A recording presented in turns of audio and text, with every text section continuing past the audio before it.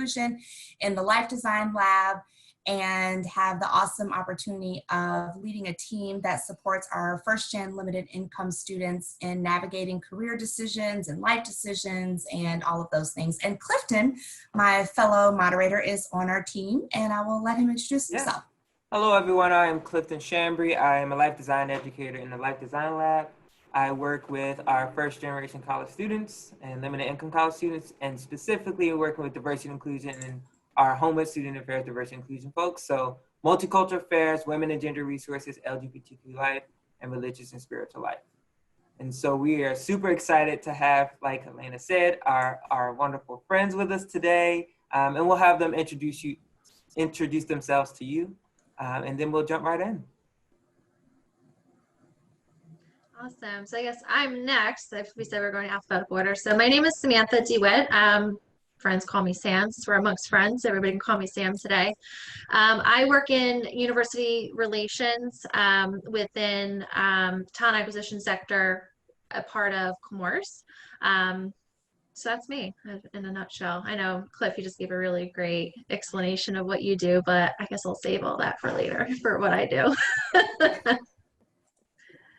Hello, everyone. My name is Shaela Lawson, and I am the Director of Diversity and Inclusion at Riot Games. First, I want to say that I wish I had a Life Labs when I was in college, because I did not have a resource like that to help me navigate, but I'm excited to be here. I've been in the inclusion space for about 13 years now, with various industries, now working at a gaming company.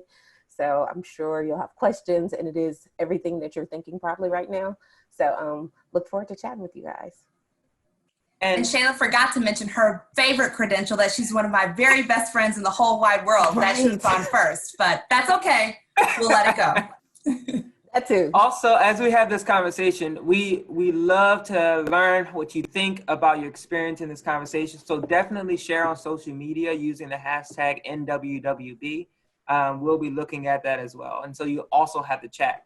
But we'd like others that aren't able to join us today to also share in this experience with us. Well, great. Well, to get us started, I'll ask the first question we like to ask our panelists. So this is the third in a series called Navigating Working While Black, hashtag NWWB, or Navigating Working with Black Colleagues or Coworkers. So I'll ask our panelists, what are your thoughts when you hear that term, navigating working while Black, navigating working with Black colleagues? Just from your perspective, what are your thoughts, and how did you feel about participating in a conversation about it?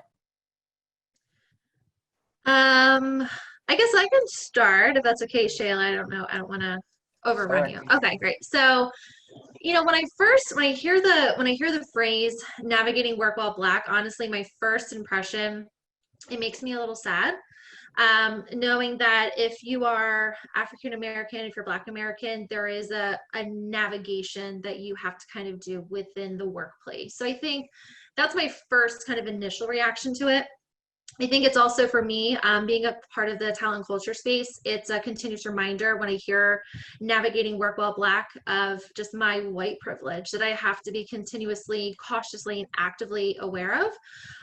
But I think it also should set a reminder to employers that something that they really have to pay attention to, that when somebody doesn't meet the majority of the workforce, there's not an automatic sense of inclusion that comes with that. There's an active effort that I think really needs to be made from the employer perspective to make sure that these employees are being heard and that they're being valued, and that they're what they're able to contribute is actually being contributed into the company. So I think all of that's really important to make sure that your employees feel not just safe physically, but they're feeling safe emotionally. There's a psychological safety to it as well. And I think that's also where the navigating work with Black coworkers and colleagues comes into play as well, that allies have to be a part of. You want me to just jump in? Sure. So initially when I heard the title, I was like, wow, that's brave. I don't think we have enough of the conversations and actively share that it is a difference when you're navigating different corporate cultures while Black. And so I've worked in a variety of industries. Back in the day, I was back in DC. I worked at T. Rowe Price, so finance. Now I'm working at a video game company, but none of that had changed regardless of industry. So every setting, I've been one of few, despite the role, despite how junior or senior I am. And so it can get lonely. There's definitely other nuances that you have to be thoughtful of, because you're not just often representing your work, you're often representing your race, and that comes with the burden, right? And so I am appreciative that you're having this conversation at the collegiate level so you can help kind of talk to students and help them prepare and understand, because I think in college, you kind of get this more of a leveling playing field because you're all striving to learn, and academia is a great place for that. And you have the support systems, but when you're working, it can get super competitive very quickly and a lot of judgments. And you have people from all these different backgrounds who all have different motivations. So just trying to understand that and figure out where do you fit so you don't fall into this whole imposter syndrome scenario that it takes some work. And so I'm excited to talk about that in more detail. We'll talk about everything right now, but I was very pleased to be a part of this topic. Thank you. Yeah, I think you hit on something that I said in one of our very first sessions for this, which was the burden that you can sometimes feel as a Black employee, not just to, you know, do good work, but you feel like you're doing good work to represent your race, to make sure that the opportunities continue to come for more people like you, because there aren't maybe always a strong representation of Black colleagues there. So one of the things I know a lot of employers do to create support systems for a number of diversities, but also specifically for Black colleagues, are the use of employee resource groups. So I'm interested to hear you all's perspective, you know, from an HR and talent recruitment and diversity and inclusion space. You know, what's the, are ERGs still really necessary? What's the role of them in supporting Black colleagues? And then also, how does allyship play into the part of ERGs? I think they're absolutely still necessary. And I think now, even more so than ever. I think when you go to campuses, you have like the different student unions, you have clubs, you have things you can join to find your community. At work, not so much. You have people that practice a certain discipline or crafts, but you don't necessarily have this opportunity for the social engagement in the community, right?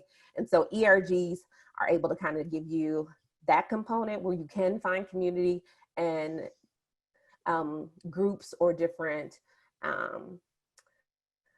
support systems that you agree with or you want to learn more about. And I think that's where the allyship comes in, but it's not just as simple as going to the lunchroom, right? So I think when you're in school, you have a much easier way to kind of navigate social circles and figure out, you know, what is my safe space or where's my tribe and things like that. But in work, it's a lot different. And so I do think there's value, not just in ERGs from an ethnicity standpoint, but when they have ERGs that are more around just different life cycles. So parents who happen to work in a workplace and, you know, they're ERGs for almost everything now. I'm not a huge supporter of 50 of them at a company when you have like 3,000 employees, because that's a lot of work. But I do think they offer a huge support system and kind of a first line of interaction. And even from there, other relationships form. So I think it's not just the social component, but to me, they also help provide voice to the organization and inform a lot of just insights. So when you're talking about products and how to do things well, and if you're really looking to be inclusive, I think you can't legally and in good conscience just go start tapping people of color and asking for those insights. So going to the ERG is often a great place to kind of start having those conversations. We're trying to broaden into certain markets. We're trying to, you know, create new characters. We're trying to, you know, launch new products. So from a business perspective, I think it also is super helpful. And also from a social perspective, I think it's very helpful for the employees. And I think, quite frankly, if you don't have any, or if you're not providing that type of support where the company is endorsing it, funding it, and providing differential investment, then I'm also questioning the commitment, right? And so I would tell students to just be thoughtful about, and maybe it's because it's a scale concern and they're not big enough yet, but making sure there is some type of support system for people within the organization, because I do think it's critical. Yeah, and I think I definitely completely agree with that as well. Exactly what you said, Shayla. ERGs are really a great resource to build community within specific groups. I think it's also a really great way to provide education to people, like you mentioned, that are not a part of that group. So it's a really great way to build that sense of community in whatever group it is that you represent, and also a great way to recruit allies of that organization, and just to also provide education on how to really be an ally, or to be a supportive coworker, colleague, or how to be an inclusive leader. I think all of those resources come from the employee resource groups. Ultimately, it does just help create a more inclusive culture. I also see a lot of employers today that are tapping in very heavily into their Black employee networks. Obviously, with everything that's going on, I think that's really important, and it's critical in these times when you have that resource and you have that employee resource group. That's really what they're there for. They're there to really help educate as well, to create that more inclusive culture. So leaders and coworkers, employees really should all be tapping into these employee resource groups to say, how can I be a better support system to you, to really provide the most inclusive culture that I possibly can. I'm also seeing a lot of crossover too within employee resource groups.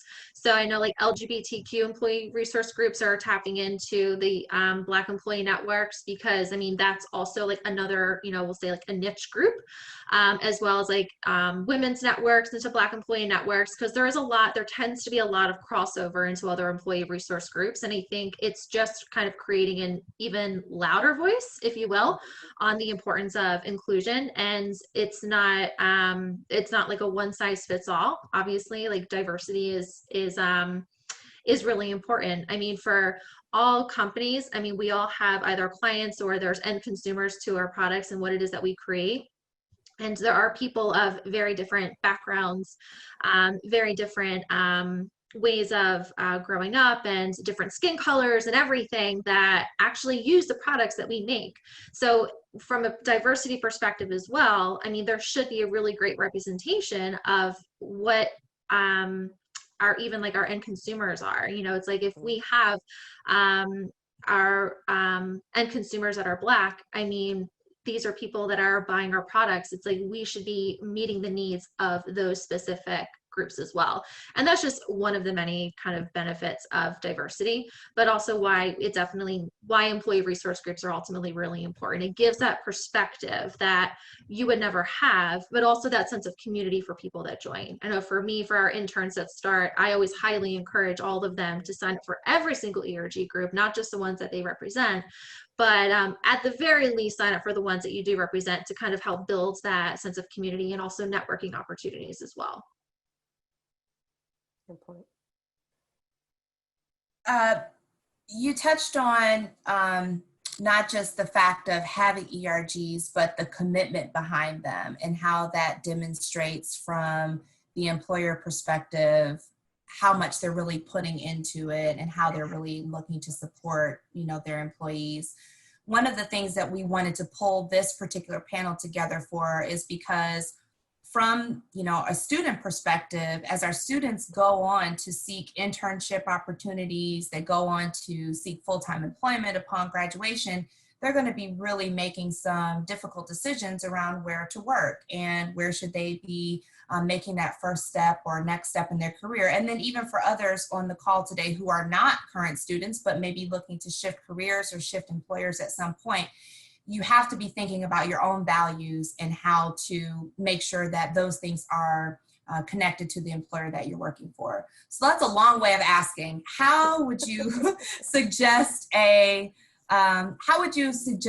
a student, or what would you suggest to a student are some of the markers that they should look for from an employer perspective that would indicate that, yes, this is someone who is doing something that means something to me? And I'm specifically thinking about how so many companies, after all of the racial injustice and protests, have made all these statements of we support Black lives, but you haven't seen anything from them from before and probably won't see anything again. So what are the real markers, would you say, from your perspective? I love this question because I was a student that was bamboozled. My first employer, they had all these lovely people at the career fair. They recruited me. They looked like me. I got to Danvers, Massachusetts, and I was like, I haven't seen a person of color in 2 weeks in this office. Where are the people that I met? And they're like, oh, they're in different offices across the country. So I'm like, and how do I get connected to them? Because here I am as an intern entering, my career, so excited, and I felt immediately isolated. So, and then I started asking questions, and I didn't quite understand what D&I actually was, but I remember asking my manager, what is their kind of philosophy on inclusion and being just transparent and recruiting more people of color. And she showed me a picture of a sundae, literally like all these components make a great sundae. So you have the syrup, the ice cream, and the cherry on top. And I was like, what? So for me, immediately I knew this might not be the place for me. And luckily it was an internship and it wasn't a permanent commitment, but just the lack of care around the topic then made me realize this is a must-have moving forward. And so I was very intentional in my job search afterwards and talking very transparently about what is your representation? What are you, do you have ERGs? What are you doing around the diversity and inclusion space, and asking during my interview process? Because if people aren't comfortable talking about it in the interview process, please believe that they won't be comfortable once you actually enter the organization. And so that person is known to be the representative. So if recruiters or hiring managers and the people that you're going to be working with are uncomfortable with the topic, that's probably a telltale sign about the culture in itself. And you want to just be thoughtful and be mindful that, your experience is one that is where you feel like there's a sense of belonging, because you do have options. And I think it's okay to ask, what are your representation numbers? And if they're not able to disclose that data, what are you doing to increase representation? If you want to know those things, because they should have answers for that. How intentional have you been about promotions and retaining people and great talent, and asking the questions of how do you support new people who happen to look like me? Are there mentorship programs? Do you connect me to the ERG? Do you promote the ERG? So I think it's okay to ask those questions. And if possible, ask for someone to be a part of your recruiting experience. So it doesn't have to be an actual interview where they're interviewing you, but you can interview them just for informational purposes. And it's okay to ask. I get tapped all the time when people come to my current company, Riot Games. Our representation is tremendously low, but we're working on it, and we built a new team to do just that. And people will say, can I ask you some candid questions? What is it like to be Black in gaming? And I think having that conversation with folks helps either ease their concerns, or they at least feel good that someone's willing to have that conversation. And so I think it's just about asking tough questions. And if there's uncomfort in the questions, then that's a sign. If you get there, I tell people do internships, because that helps you figure out what you don't want to do just as much as you do. But if you get there and you get a feeling like this might not be it, then it may not be it. And you don't have to force yourself in those situations. Luckily, even during that time, I was able to connect with someone who was very helpful to me finding my next job. And she told me, she was like, our company hasn't really focused on it yet, but I see that you're passionate about it. I don't even know quite how to help you, but I want to help you get to where you need to be. So I think if it's important for you, don't hesitate on just getting a job just for the sake of having it, because you will hate it. You need to do your homework, do your due diligence, and find the place that's a good fit for you. And it doesn't have to be forever, but at least for that time.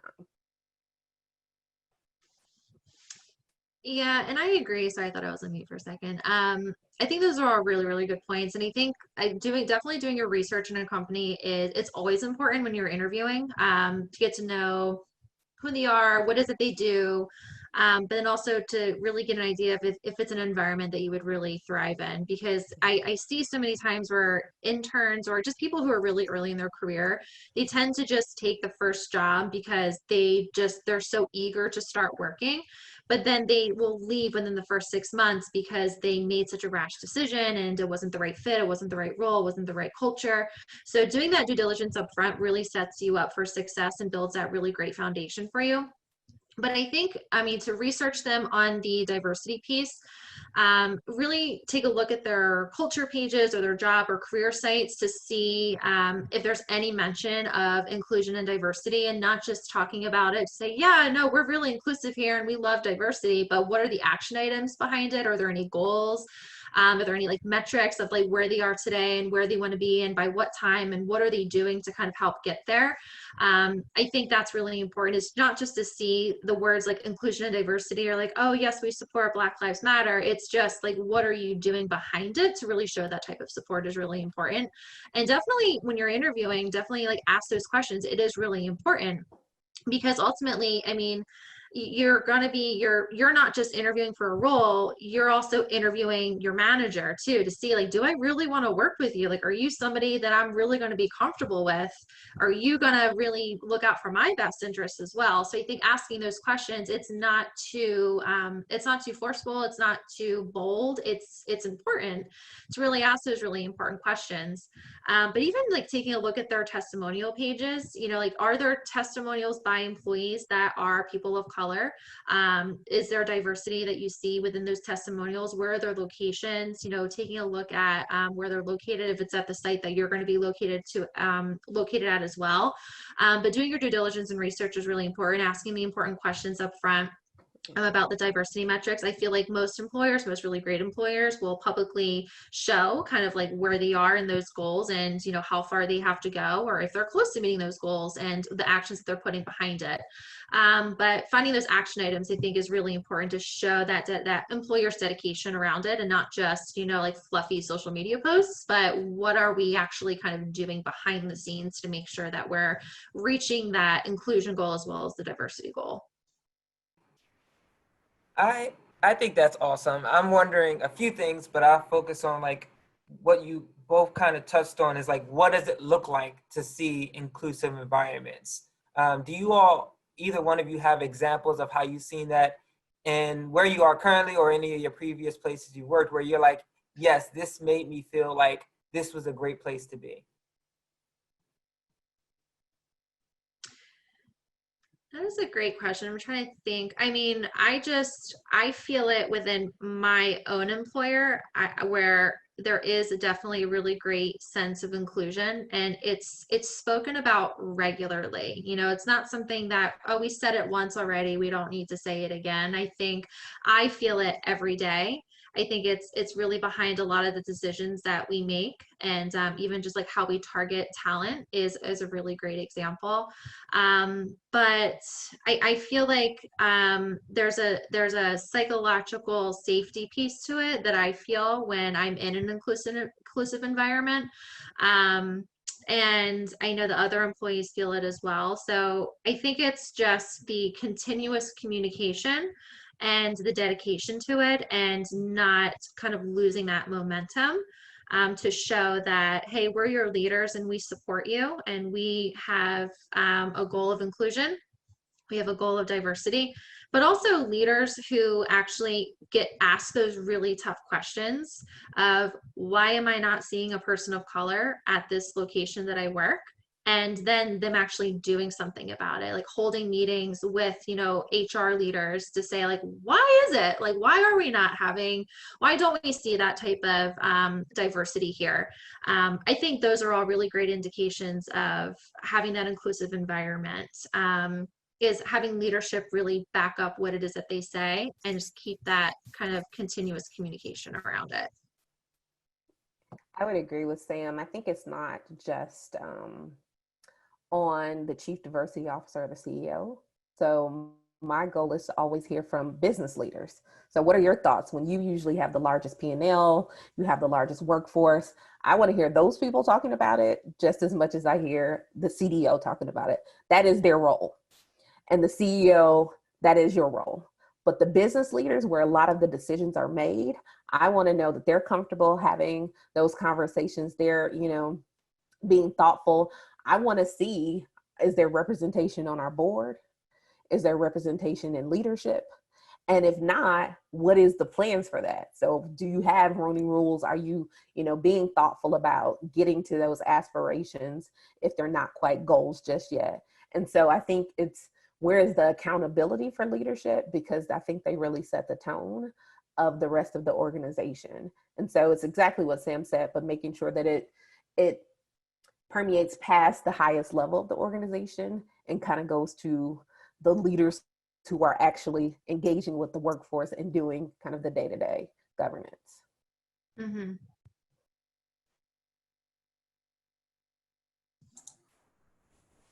What role do you think, well, before I say that, any questions from the group before I keep going? Because I don't want to just hog the time. If there are questions, feel free to jump in.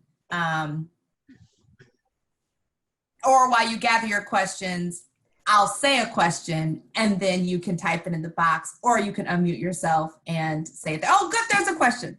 We'd love to hear more about equity. It seems a company organization can be diverse and inclusive, but what about ensuring there is equity?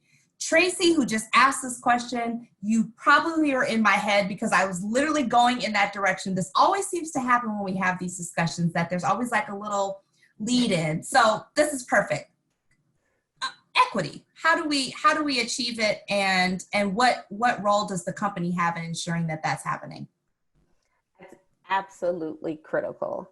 So I think it's having conversations and creating dialogue around it within the workplace. So when we're talking about succession planning, are we talking about people that just don't happen to look like the managers in those roles? Are we seeing talent for what it is? And is there consistency in how we're evaluating talent? Do our performance metrics provide the right tools so that equity can happen? But on top of that, are there checks and balances? So I think people always have great intentions. Managers always have great intentions. So-and-so is a star performer, but, excuse me, he or she really hasn't, developed in this area. Well, did you give them that feedback? Because that's also a part of equity. If you're not giving feedback to everyone and helping them all grow, then you're not creating an equitable process for everybody's kind of like matriculation. So how do you make sure that that in these conversations, either the HR business partners or some of the talent partners are helping to have the uncomfortable conversations, or to make sure that there is parity in the process, and challenging assumptions or just challenging things to make sure, bias isn't coming up or people aren't just being flat out forgotten. I was in a conversation once and we were talking about a very senior Black leader. And when they talked about him being on a succession plan, it was one of the other leaders said, well, he hasn't permanently moved to this area, so I don't know if he's committed. And the person had been working there 10 years. And I was like, I don't know what commitment looks like. This gentleman has been working here 10 years and I've been here too. So I think he's pretty committed. I don't care your zip code, like we don't know why his family is still in this other state. Right. Like that's not my business. So, and to me, that's not critical to this conversation. We're talking about him being on a succession plan. And sometimes you have to challenge assumptions and it's not always comfortable, but I think creating an environment where those moments can happen, and it's not a matter of people being offended or concerned or feeling challenged in a negative way, but more so where everyone has the opportunities that they deserve and the opportunity to, grow, then that's critical. And that's where equity comes in. So it's more than just on paper. It's, are we putting, checkpoints in our process to make sure these things are happening? And do we have disruptors in the conversations and the right people in the room to make sure that the equity is being kind of lived in our actions? Yeah, and I think those are really great points. And I think for me, like my role has always been within talent acquisition. So it's always like I acquire the talent, but then there's that second part of it where it's, you have to develop and retain that talent. And I think that's where it is a full circle where, you know, we say, you know, you can't have diversity without inclusion. So like, we don't say diversity and inclusion, we say inclusion and diversity, because you need that inclusive environment first before you can really acquire, bring in, and retain that diverse talent. But I think it is definitely kind of looking at it from the top down and taking a look at, you know, leadership, succession planning. I think those are all definitely critical things that really great inclusive employers do, is not just saying, okay, great, well, I just hired all this diverse talent. It's like, okay, well, now what's your retention like? You know, like, are you retaining that talent? Is that talent moving up? And I think that, I mean, it's normal human behavior where, you know, when you see something that, well, I think like when we're acquiring talent, we tend to be more comfortable with people that are just like us, whether it's the same way that we think, same way that we act, because that's all you know, and that's what makes you really comfortable, and that almost feels like a safe space to people. But taking that step to say, well, I'm not looking to find my fit, I'm looking to find the addition, you know, like, how can somebody like really be an additive to my team, and how can I help that person progress? And I think you have to kind of think, you just have to start thinking in a very different way to really help understand that, like, when you're bringing in somebody that's very different than you, their identity, like the way that they might be successful might be very different than the way that you might be successful. And those are all things that have to kind of be taken into account. But definitely taking a look at, you know, that succession planning piece is really, really important when it comes to an inclusion piece, because we can bring in all of this really diverse talent, but if they don't see a way up, they're not going to stay, you know. And it's like, companies, I mean, I see articles everywhere about all of these companies, you know, with these really strong inclusion and diversity goals, and they're bringing in people like Shaela to help really build that inclusive environment for those types of things. And that's what talent and culture teams are kind of being built around as well. So that's all different ways that I think employers can really build up that equity piece that you're mentioning. Thank you for that. I think that is, I think it's good for us to process all of that as we continue this conversation moving forward. Someone also wanted to talk a little bit more about cultural experiences. And so the kind of talking about, Sarah mentioned in the comments, the difference between cultural humility and cultural competence in the workplace. So Sarah, I welcome you to join us and give us a little bit more context if you are interested. Hi, thanks, Clifton. So as we know, like, cultural competency has been something that's emphasized in workspaces, schools, and especially in the medical field. And the difference between cultural competency and cultural humility is that cultural competency essentially says that you have an understanding of different cultures and that you identify your own biases and prejudices, and you're able to respectfully interact with people from different cultures.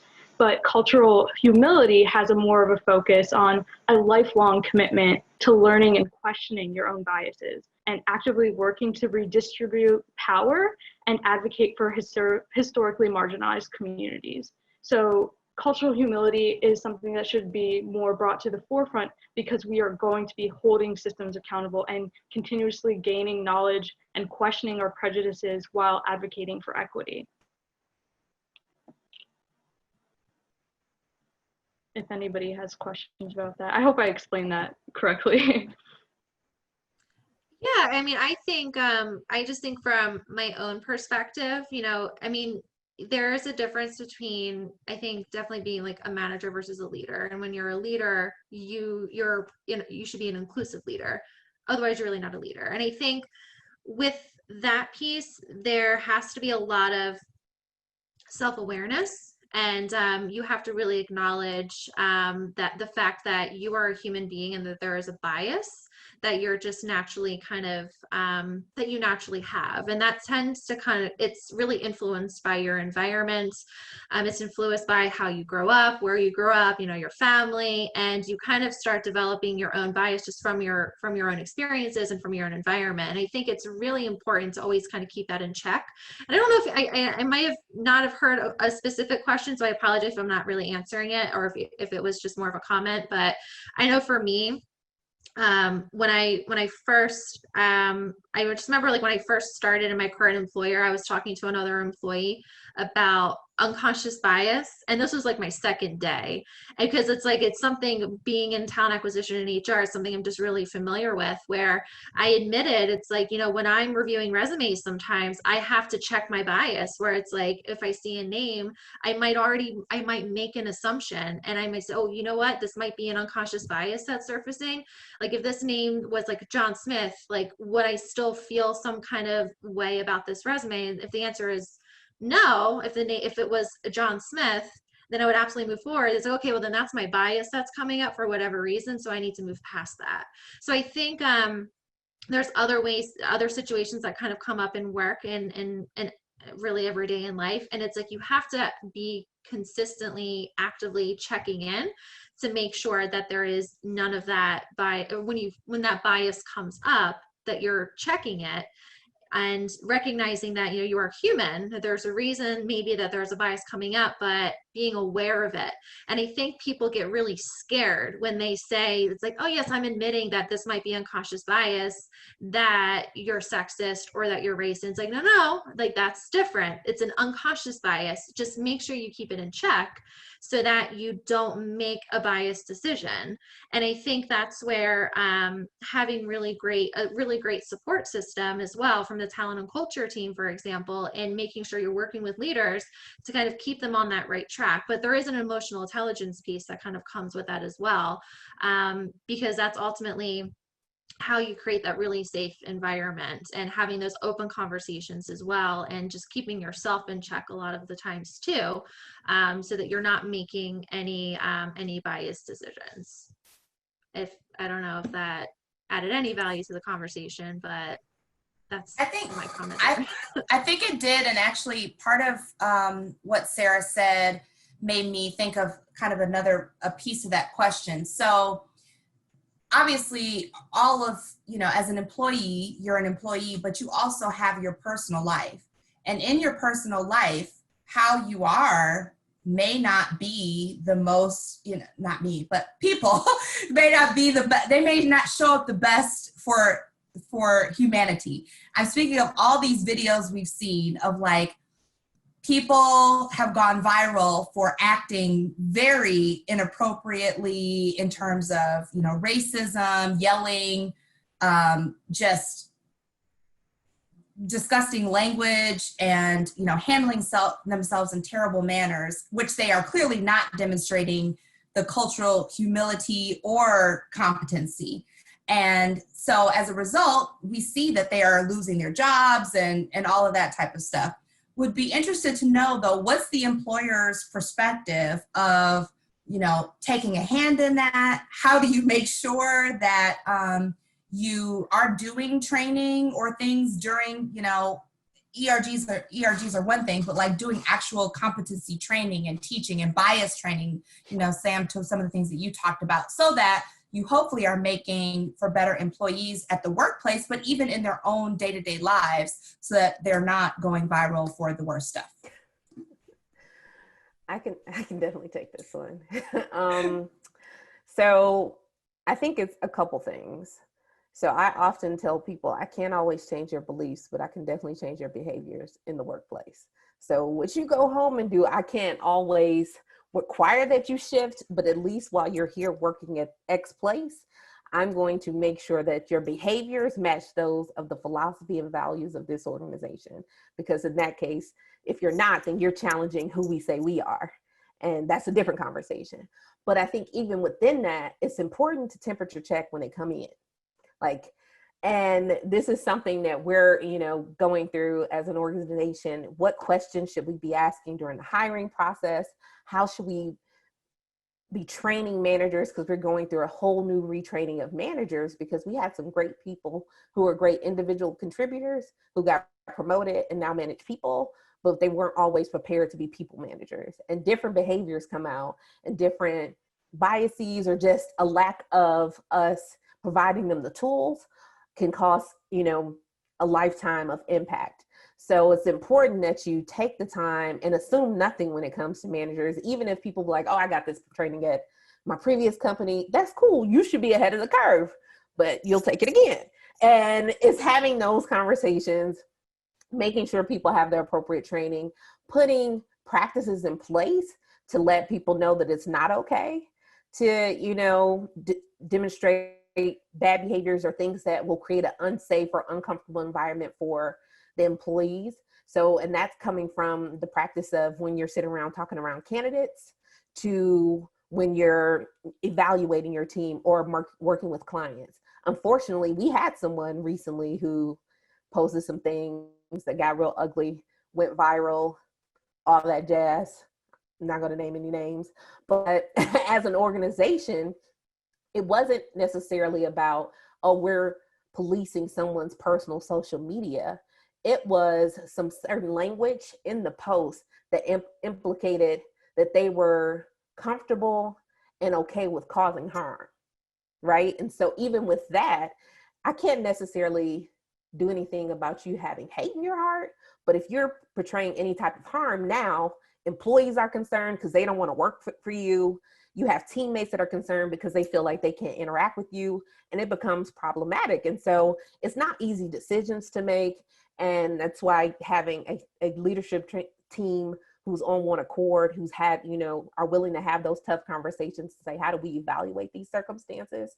Because it's not easy. It's not always black and white. You did something bad, of course that person should be fired. No, because you do have freedom of speech. There are other protections out there, but you do have to say, you know, is keeping this individual causing more harm? And now am I creating an unsafe environment for other employees? And people were very vocal about it. It was like, I don't feel comfortable. A whole team, you know, doesn't want to work with you, and clients and things of that nature. So you just have to understand, you know, what are our boundaries as an organization, and what do we stand for when we talk about expectations around leadership and having accountability. And so there's ways to get to those discussions, but you have to kind of set the mark up front. This is what we're expecting of you as a manager, as a leader, and lay that foundation so there isn't room for confusion. And I think it's also creating a very safe space for employees if they do feel like having a labor relations or employee relations team who can help independently investigate or, you know, create a space for people to challenge things that they may be feeling is critical, because managers can't always create their own solutions or solve for themselves. So I think it's important to have that balance as well, that you're creating that safety for your employees. And it may not get that deep where safety's concerned, but even if it's consistent microaggressions, things like that, just having practitioners either at the HR level who can help mitigate that and have conversations around it to help people navigate and then in turn educate, because I don't always think people have bad intent, and sometimes they just don't know. Yeah, and I think that's oh, sorry, go ahead. Sorry. So I was going to say, I mean, I think that's all really a really great point. And I mean, it's like from a compliance perspective, like kind of Shaela said, it's like we can't really police social media. We cannot hire somebody based on something that they post on social media, because that's a personal, it's like your personal life, right? But it's kind of like, I say, and this is where I don't really have too much knowledge in that space. I mean, I know that really great employers have a no tolerance policy around it, and I would imagine that for the things that we're seeing online, if it's not a representation of the company's values, I would imagine that that's part of, you know, the reason why people are getting fired, because it's like it's blatant, like Shaela said, it's like causing harm in some way. But I think, you know, from when I think about it from a talent acquisition perspective, that's one of the really key benefits, or one of the really key things in the interviewing process is understanding, you know, what would be a really great addition to the team and how do they fit into the values of the company. And I think vice versa as well for the employees. You know, does this employer's do their values really align with my values as well? Like, are these values that I live by? And that's where it's a really great addition to the culture, at the very least, to say, like, you know, these are the values that we live by. And I know, like, for my employer, we talk about our values every single day. I'm always referencing even our values in my personal life, because I have such alignment to our values. because and that's where I think it becomes a really good culture match when you're hiring employees that really meet the values of the company. And I think from the interviewing process, you know, there are ways to select candidates in that way through like behavioral based interviewing.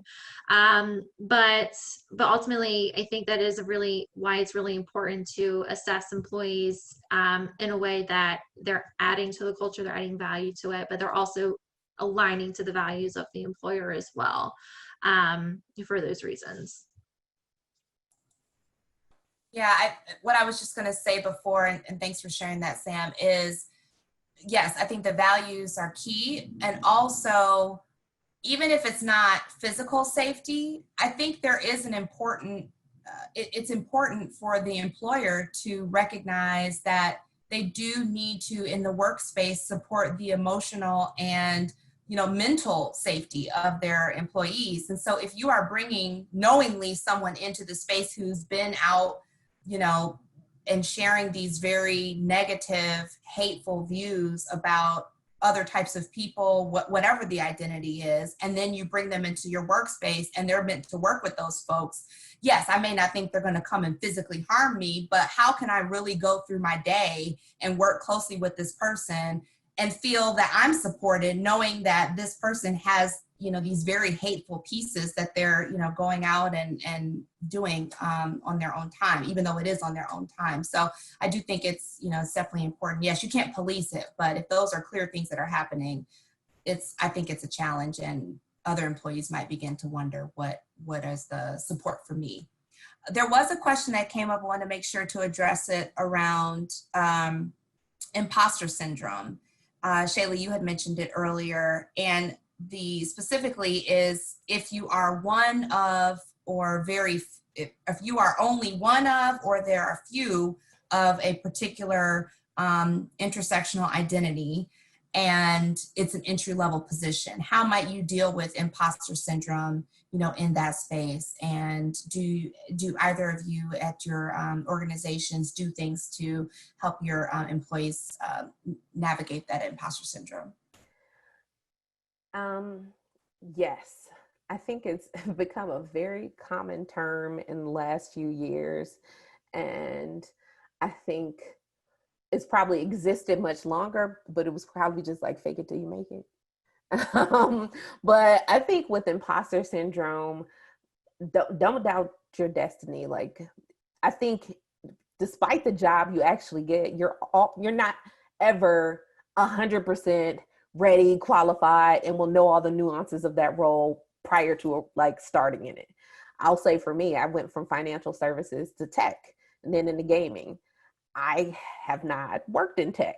I didn't know anything about tech for real, but I knew people, I knew my craft, and I had to rest on just being confident in my skill set and knowing that, half of it, when you have a craft and being prepared, it's not necessarily because you'll know everything about the role. A lot of it is about your learning and growing as you go.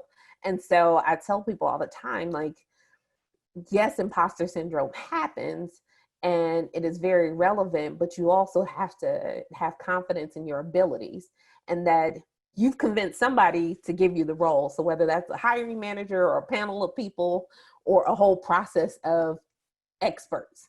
So you're there for a reason. And so instead of, spending energy doubting the opportunity, spend it on soaking up information and hearing from other people on how did they get better at this role? What did they, what are other skill sets that they need to learn? Who did they talk to get help with becoming a better, engineer in their craft? So I think take that energy and use it to understand how do you grow and get better at the role or get more competent in the space, and leverage not people's knowledge and expertise and advice to do that versus spending the energy on questioning should you be there, because it could be a lot of other factors. Maybe it's just you don't feel like you fit the culture and it's less of being an imposter, but maybe the company isn't just a good fit for you. And I personally have experienced this. I got into one company and I was like, this is cool, but this is not the role I, dreamed of. Like, I'm become an order taker of things, but I'm not having the influence I want. So at some point you can assume like, well, am I an imposter because I'm not doing all the things I hope to do? Or is it a matter of this culture isn't the right fit for me? And that's okay too. And sometimes you have to, you know, walk away and find other things that are. So I wouldn't spend as much time dwelling on can I do this, but more so getting equipped so you know that you can.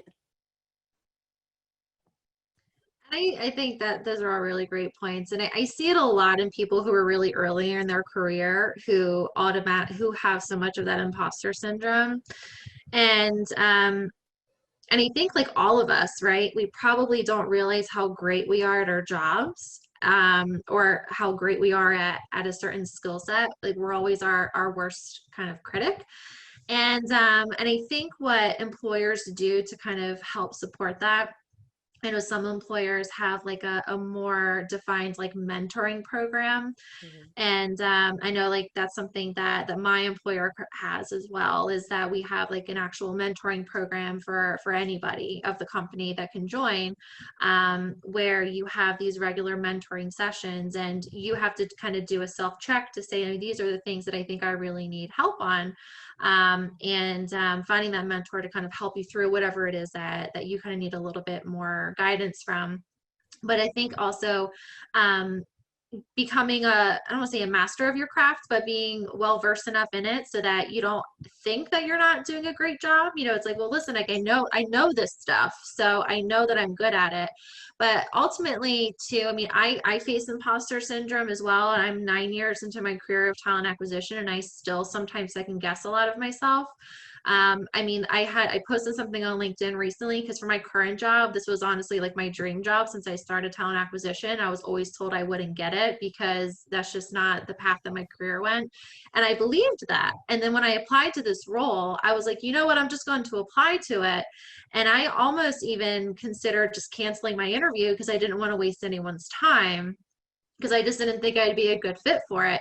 But what I honestly said to myself was like, if I were a man, would I think I was qualified? Like, yeah, I probably would. So then that's honestly like what pushed me through it, which I don't know if that's really like the best example, but it's like when I think of it from like, if I were somebody else, or if somebody else was looking at me, would they think that I was really good at this? And I think that also kind of helps drive it helps you kind of get out of that imposter syndrome a little bit, but surrounding yourself with people to really help you. And then also having those honest conversations with your supervisors, or with your leader to say like, I feel like I'm not doing really great in this. Like, can you help me? Can you direct me? Is there something else I can do to kind of become more well-versed in this? But it does first come with, a self-check to see like, why do I feel this way? Am I truly not this good? Or am I truly just not well developed in this? And how can I kind of get to the spot that I want to be? It comes first from that you have to be kind of self-aware first, and then find the right resource to kind of help get you out of it ultimately. Can I add one more thing? Sorry. I think Sam just made a really great point, but joining like professional associations and groups that are in your craft or your industry is so helpful, because you get to have peers that you can have some honest conversations with, like, look, this is what I'm trying to work on. And you'd be shocked at how many people are willing to help you, because they've gone through that, or they're just venting and sharing themselves, and you're finding solutions that you can leverage at your own organization. I have craft conversations every 2 weeks. It's a group of us that just chat and converse and talk about like trying to get this right. So I think it's also, benefit in having community and joining some of those groups and associations throughout your career. So as an early, transitioner into formalized workplace, but also when you become senior, I think it's super helpful.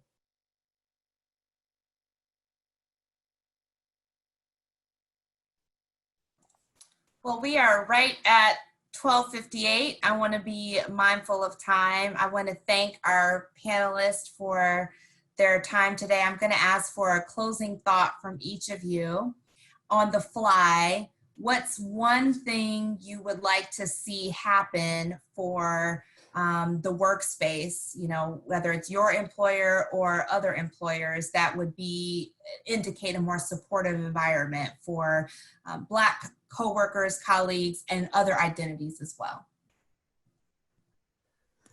That's not like a closing quote. Just like a one, like a zinger.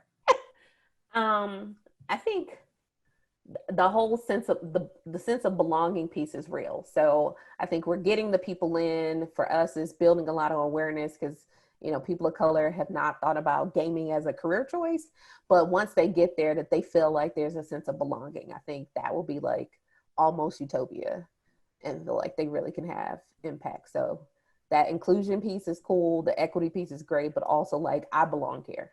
Mm-hmm.